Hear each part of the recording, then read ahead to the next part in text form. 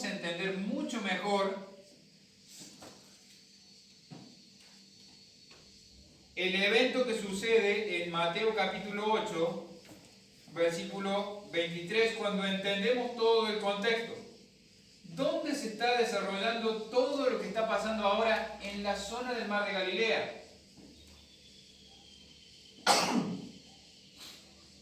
Va a tener que editar esa parte. Entonces, ¿dónde está sucediendo todo lo que vamos a ver en el ministerio público de Jesús? ¿Dónde sucede? ¿Dónde es el Sermón del Monte? ¿Dónde es el Sermón del Monte? ¿Vieron? ¿A orillas de qué? Del mar de Galilea. Desde donde supuestamente está el lugar. Nosotros en un día recorrimos todos estos lugares. Está bien, íbamos en un micro, hay rutas y un montón de cosas, pero todo está ahí cerquita, todo está conectado. Entonces el Señor Jesucristo y sus discípulos se movían y hacían campañas evangelísticas, ¿no? Llamaban a la gente. Saben que todo sucedía por el obrar de Dios. Entonces, Jesucristo entraba en una ciudad y empezaba a predicar. A unos pocos, a muchos. Y cuando la fama de Jesucristo se empezó a extender, entonces, cuando Él entraba a una ciudad y la gente se enteraba, no se mandaban WhatsApp como, che, Jesús va a estar este domingo en Corazín, vamos todos a Corazín. No, llegaba a una ciudad y empezaba a predicar, y los que habían escuchado de su fama se reunían. Por eso es tan... Y cuando entendemos eso, el lugar, las regiones, los montes, subidas, bajadas, entendemos que no era tan fácil juntar a 5.000 hombres. Ahora poner una convocatoria en el Facebook y juntar 100.000. Si querés hacer un evento grande. No había nada de eso.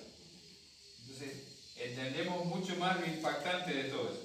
Y todo el ministerio público de Jesucristo está alrededor de Capernaum.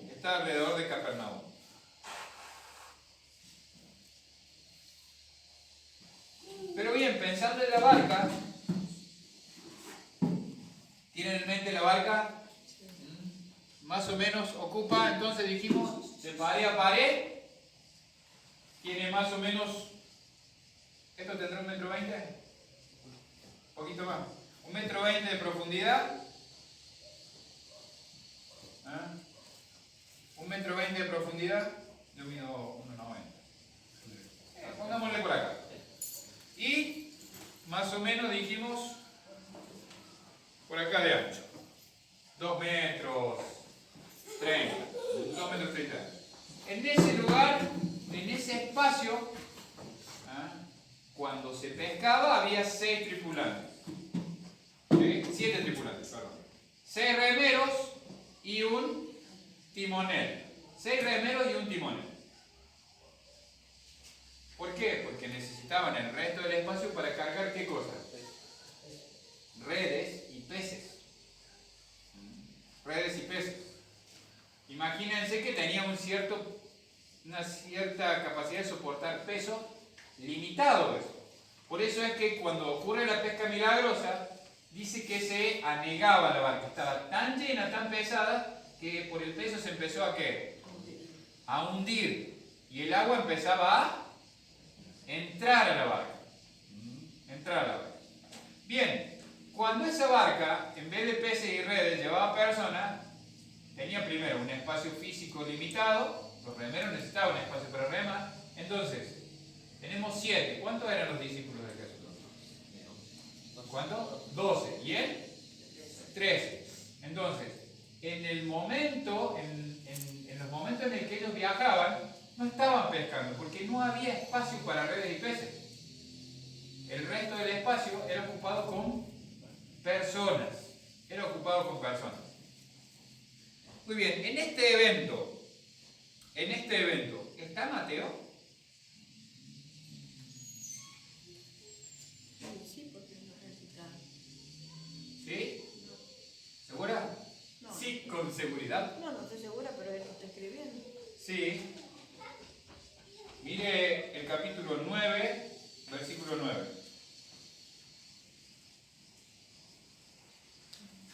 Recuerden que Mateo es un historiador también. No estaba Mateo, pero hay 8 capítulos del libro de Mateo que él está escribiendo, recopilando información. Recopilando información. La Biblia nos dice que después de todos estos eventos, entonces, ¿estaban todos los discípulos en este momento en la barca? No. Después de este evento, que vuelven a pasar por un tiempo difícil, sí estaban. Pero muy bien. Cuando estudiamos hermenéutica,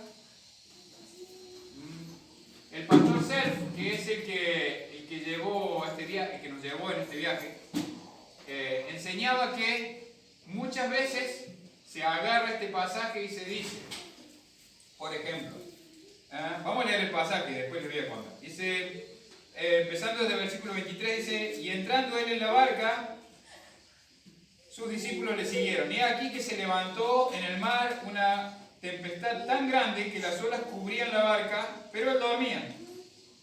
Y vinieron sus discípulos y lo despertaron diciendo, Señor, sálvanos que perecemos. Él les dijo, ¿por qué teméis, hombres de poca fe? Entonces, levantándose, reprendió los vientos y el mar y se hizo grande bonanza. Y los hombres se maravillaron diciendo, ¿qué hombre es este que aún los vientos y el mar le obedecen? El pastor Sef nos decía que muchas veces se dice, bueno, la barca es la iglesia, los discípulos, los hermanos de la iglesia. Y Jesús es el Señor que cuida de la iglesia en medio de la tempestad. Yo he escuchado predicar mensajes como este. O la barca es tu vida, los discípulos sos vos, y la tempestad, las luchas de la vida. No. La barca es la barca, los discípulos, Jesús es Jesús. Y la tempestad es la tempestad. Lo que vamos a aprender de este pasaje es lo que Dios hace en nuestras vidas.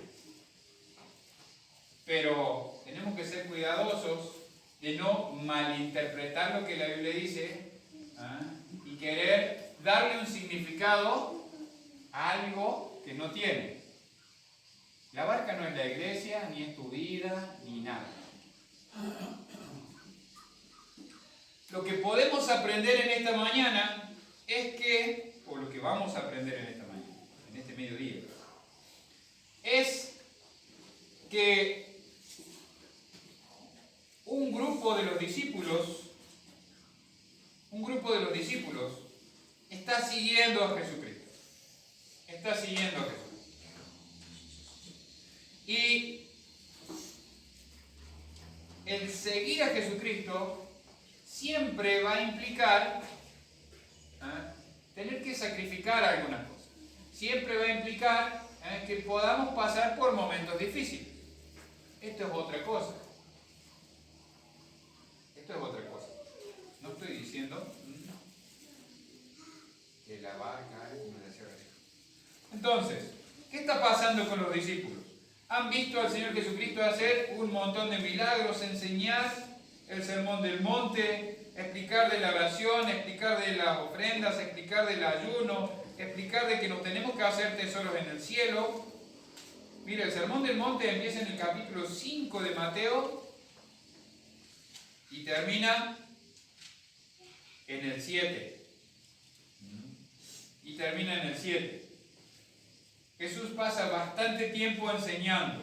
Y después de esto, dice, capítulo 8, versículo 1, dice, cuando descendió Jesús del monte, le seguía mucha gente. Bien, y él hace una santidad, después sana al siervo del centurión, después sana a la suegra de Pedro. ¿Dónde estaba Jesucristo en ese momento? En Capernaum. ¿Por qué? Porque fue a sanar a la suegra de Pedro. ¿Dónde estaba la suegra de Pedro? En la casa, ahí. Al costadito del mar de las Tiberias o del mar de Galilea. Y después de esto, como había demasiada gente, Jesucristo, ¿qué dice? Vámonos del otro lado. Vámonos del otro lado. Me cansa el hijo. Vámonos del otro lado. Más o menos, quizás. ¿Ah? Y en el trayecto de este viaje al otro lado, sucede que de repente se levanta una tempestad. Jesús estaba remando. Estaba durmiendo. No. Jesús estaba dirigiendo el timonel. No. Estaba como Jonás, ¿no? Estaba durmiendo. ¿Jonás qué estaba haciendo en medio de la tempestad? ¿Usted se ve? Estaba durmiendo. Jonás estaba escapando de la voluntad de Dios. Jesucristo no estaba escapando porque Él es Dios. Pero se acostó a dormir. Se acostó a dormir una siesta porque es largo el viaje hasta el otro lado. Estaba cansado. Había estado predicando por horas. Estaba cansado. Se acostó a dormir un rato. Su cuerpo estaba cansado. ¿Se cansaba Jesús? Sí. ¿Se reía Jesús? Sí. ¿Lloraba Jesús? Sí. Era un ser humano, 100% humano. Esto nos muestra también la humanidad de Jesús. Estaba cansado. Muchachos, ustedes remen un rato porque yo vengo. Por eso muchas veces dicen, el pastor no hace nada. ¿De qué está cansado? Se la pasaba hablando todo el día. El ministerio de la predicación agota. Es agotador. Se acostó a dormir un rato porque seguramente estaba cansado, como ustedes bien dijeron. Pero bien, se levanta una tempestad muy grande. ¿Y qué es lo que sus discípulos sabían quién era Jesús? ¿Habían visto el poder de Jesucristo? ¿Y ahora qué sucede? Vamos en el medio del mar de la Tiberia y de la nada, como les expliqué, se levanta una tormenta. Y como dice ahí, ¿por qué no podían? Nos explicaron que no podían navegar las embarcaciones. Embarcaciones modernas, con todas las... Imagínense, si las embarcaciones modernas, con todas las medidas de seguridad que tienen, no pueden navegar cuando hay tormenta en el mar de Galilea, menos esta barca, que era una barca que tenía una vela, una sola vela, y 6 remeros, y un timonel. Entonces, mucho más difícil para él. Cuando se pone tan feo, dice que el texto ahí, ¿cómo eran las olas? Dice que cubrían la barca. ¿Cómo tiene que ser una ola para que cubra la barca? Bajita así. Como vieron cómo navegábamos nosotros ahí, parecía que navegábamos arriba del piso, ¿no? No, olas, cubrían la barca. ¿Qué pasa? La barca se empieza a llenar de agua y se empieza a hundir. Se empieza a hundir. ¿Cómo es que Jesús no se despierta con semejante lío? ¿Cómo deben haber estado los discípulos? Uy, mira qué tormenta más fuerte que se levanta.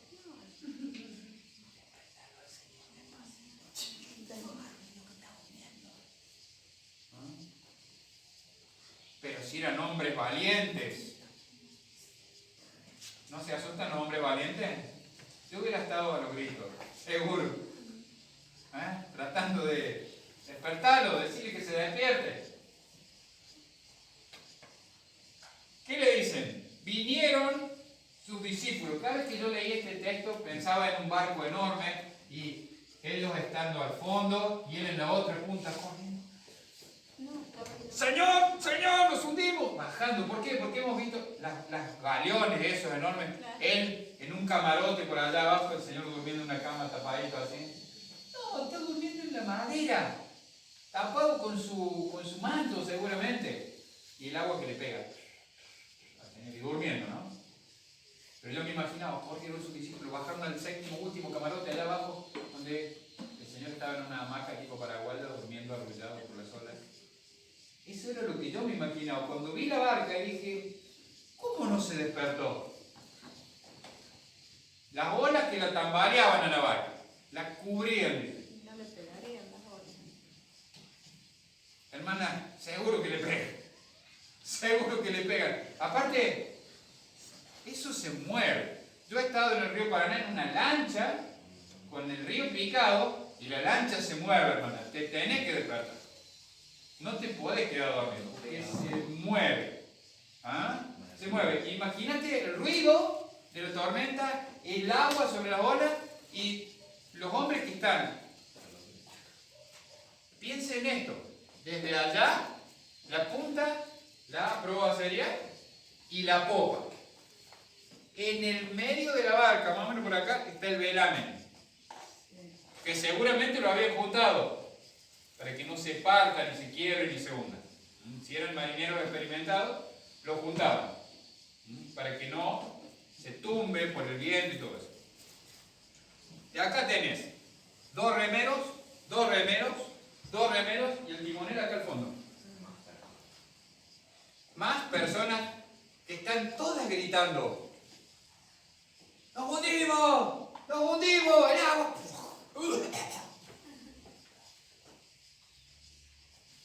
Y el Señor durmiendo, como un bebé. Porque si no, si el Señor hubiera estado despierto, sentado,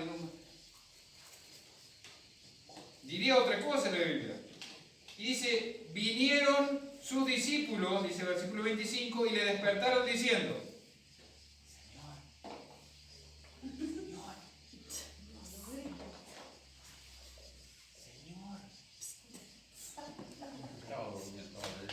despertate, Señor. Parece que nos estamos por hundir, Señor. Imagínate, perdón. Y el Señor: wow, muchacho, ¿qué pasa? No, ¿qué tiene acá? Tiene signos de admiración. Yo creo que le pegaron un buen grito. ¡Señor! ¡Señor! ¡Sálvanos que perecemos!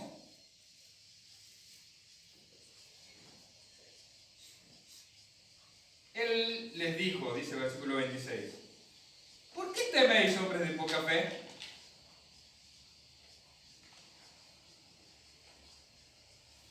Entonces, dice, levantándose, reprendió a los vientos y al mar, y se hizo grande bonanza.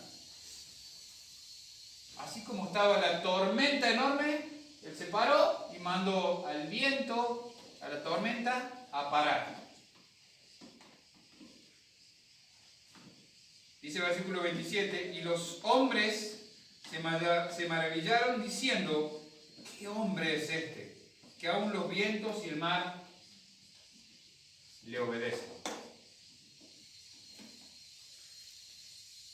Después de haber estado en el lugar, después de haber visto el mar, después de haber visto de lejos la tormenta en el mar, después de haber visto la barca, después de haber visto las dimensiones, puedo entender mejor qué es lo que está queriendo hacer Jesucristo acá con sus discípulos.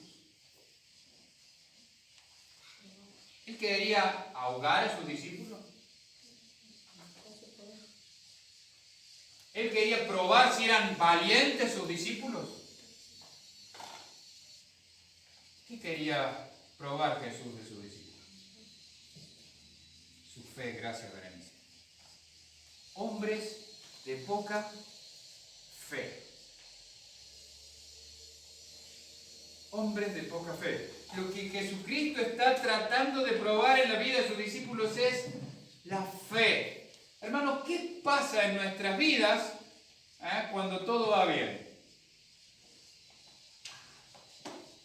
Perfecto con el Señor. Ahora, siempre pienso en esto, ¿no?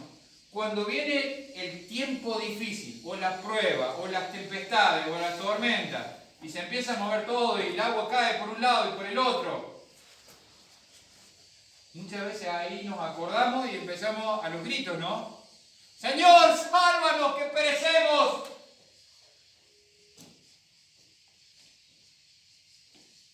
Es interesante que hace un ratito, por decirlo de alguna manera, acaban de ver a Jesús hacer cientos de milagros. ¿Ha pensado lo fácil que nos olvidamos de todo lo que Jesucristo ha hecho para atrás en nuestras vidas? Cuando entramos en la primera tempestad. Nos olvidamos rápido, ¿no?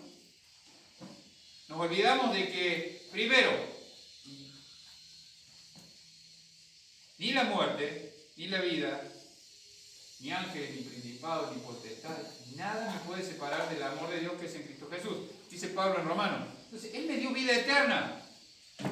No importa que yo pierda mi vida física. Nada me puede separar del amor de Dios.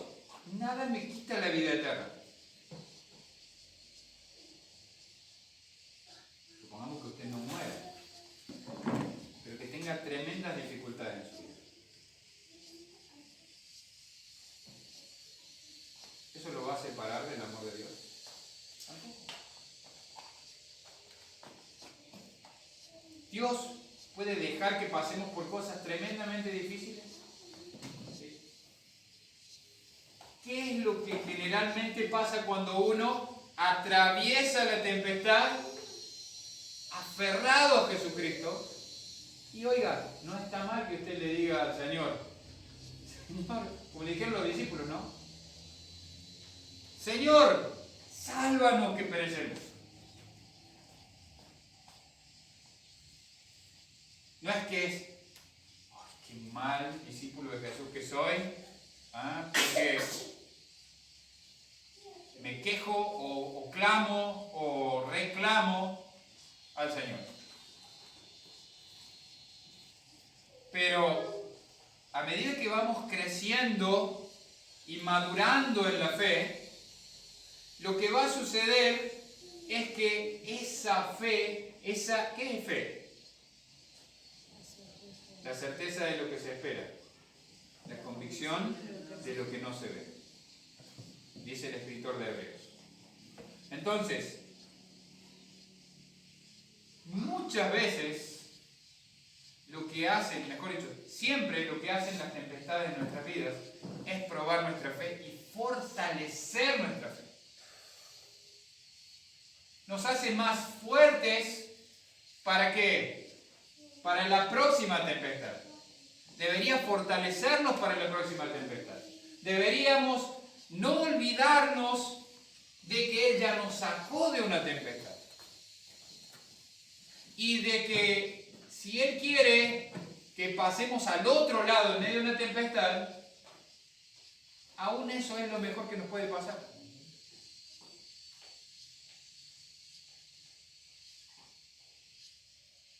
Sea que vivamos, o sea que muramos, del Señor somos. Hermanos,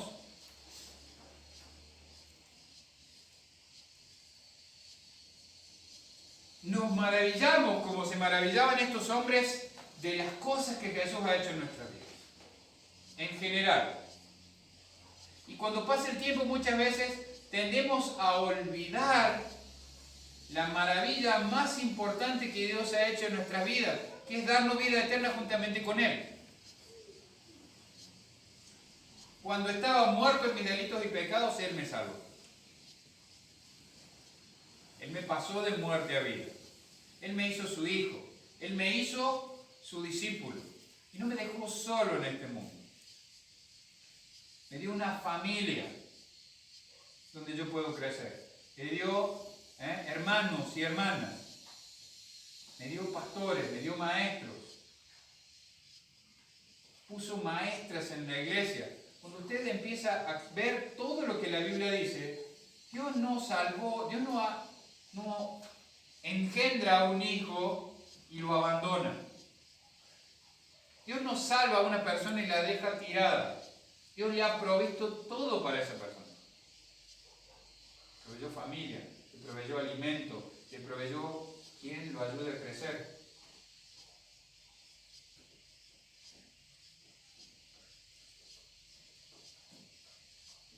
Cuando vengan las tempestades,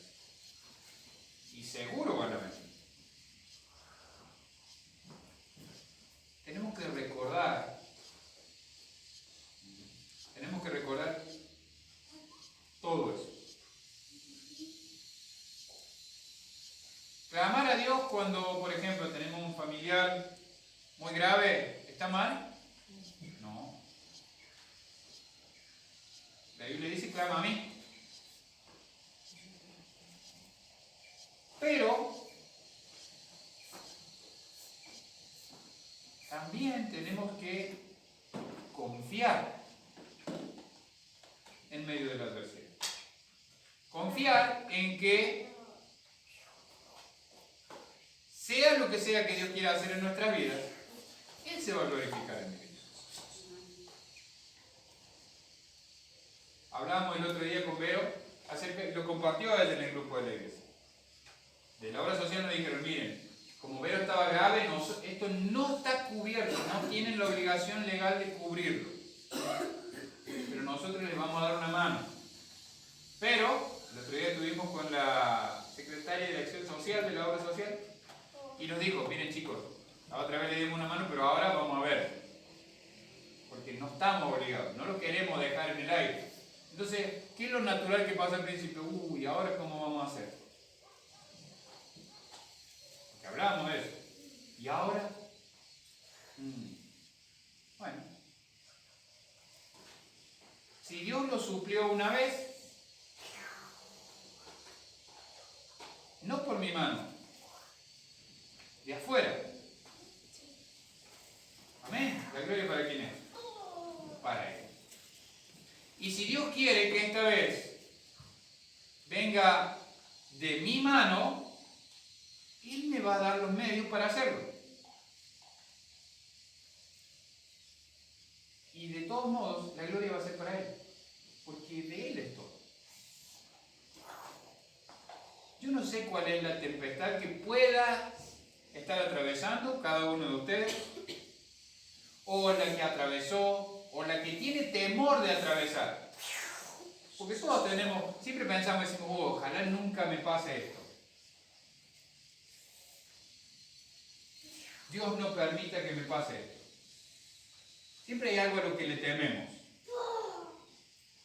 Pero, aun si Dios permite que pasemos por medio de esa tempestad,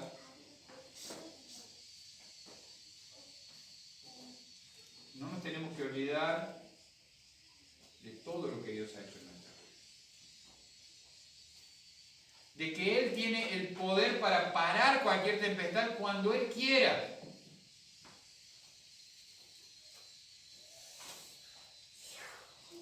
Él se paró, ahí nomás cuando empezó la tormenta. No, hay un principio bíblico acá.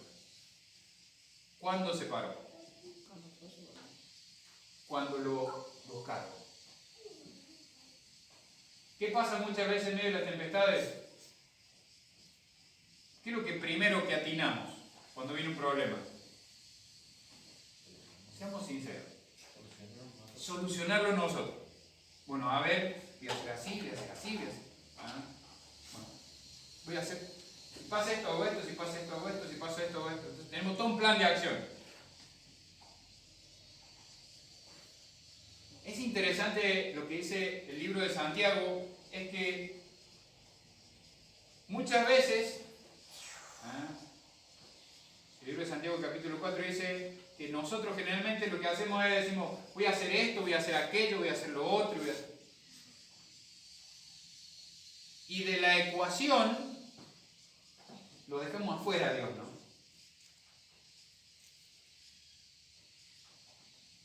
Cuando deberíais decir, dice el libro de Santiago, si Dios quiere, haremos esto.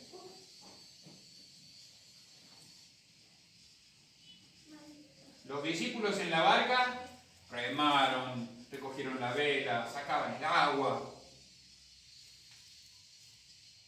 Porque en la secuencia de la historia no dice que apenas, y en los otros pasajes paralelos, no encontramos. Miren Marcos, vaya conmigo a Marcos.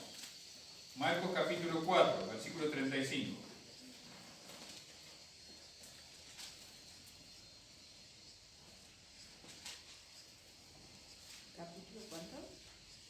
4, versículo 35. Ahí hay un poquito más de claridad. Miren, dice, y despidiendo la multitud le tomaron como estaba en la barca, y había también con él otras barcas. Pero se levantó una gran tempestad de viento y echaba las olas en la barca, de tal manera que se anegaba. Y él estaba ¿dónde? Dice. ¿Dónde es eso? Al frente de la barca. ¿Por qué? ¿Qué iba ahí generalmente? Como les decía, redes, pescado, el espacio libre. ¿Durmiendo sobre qué? Sobre un cabezal. Los que saben de pesca saben lo que es un cabezal. ¿Ah? Dígalo, hermano. Donde uno se sienta, muy bien. Dice, y le despertaron y le dijeron, maestro, ¿no tienes cuidado que perecemos? Y lo encontramos también en Lucas capítulo 8, versículo 22.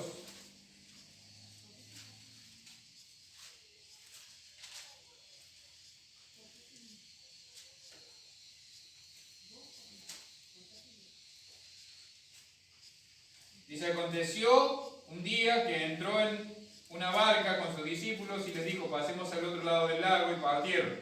Pero mientras navegaban, él se durmió y se desencadenó una tempestad de viento en el lago y se anegaban y peligraban. Y vinieron a él y le despertaron diciendo, maestro, maestro, que perecemos. Y bueno, y él...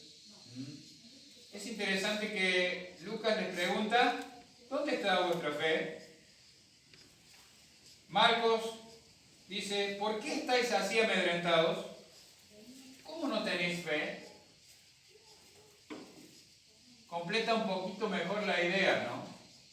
Completa un poquito mejor la idea. Hombres de poca fe, ¿por qué estás tan atemorizado? ¿No han visto lo que yo he hecho hasta ahora? ¿Por qué tienen miedo? ¿Por qué dudan?